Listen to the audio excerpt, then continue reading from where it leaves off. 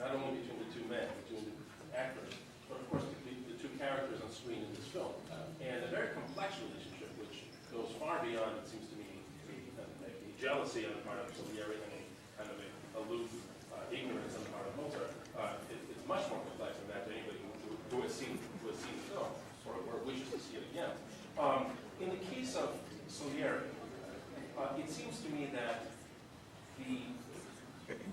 what the film is really about is not even so much the relationship between Salieri and Mozart, but the relationship between Salieri and God, and whether or not it's possible to make a pact with God, as Salieri endeavors to do.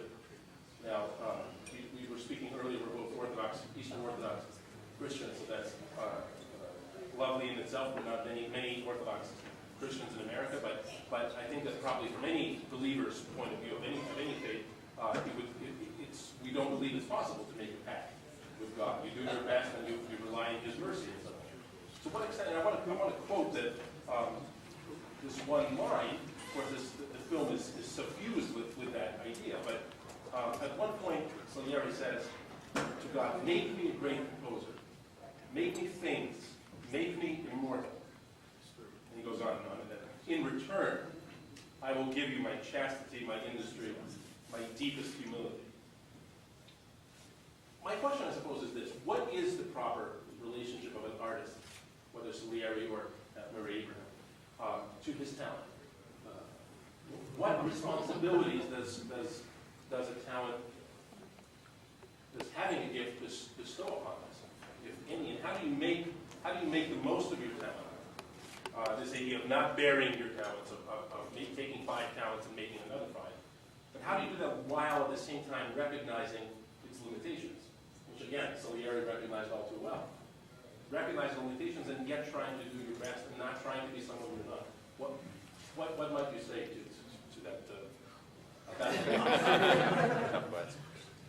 It's very clear to me that the ambition, the drive, the need that we call ourselves artists exists. It's like nothing else.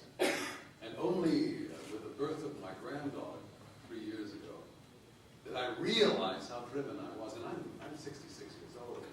I still have the same drive and the same need at 63 as I did when I was 20. I know it. And that's a pretty scary thing. But everything else is second. Everything. And if it takes talking to God or bribing God, it's absolutely, it's okay. Whatever it takes to get it. Whatever that, and I mean it's that, grasping. I think sometimes that gets in the way of the work. The thing that Salieri makes him so, I think, attractive to so many people, or understandable, is that what he does is what most of us do, which is not give of ourselves completely and wholly, but we do it in anticipation of something in return. It's not enough to do the work. It's not enough to try. What we want is something else.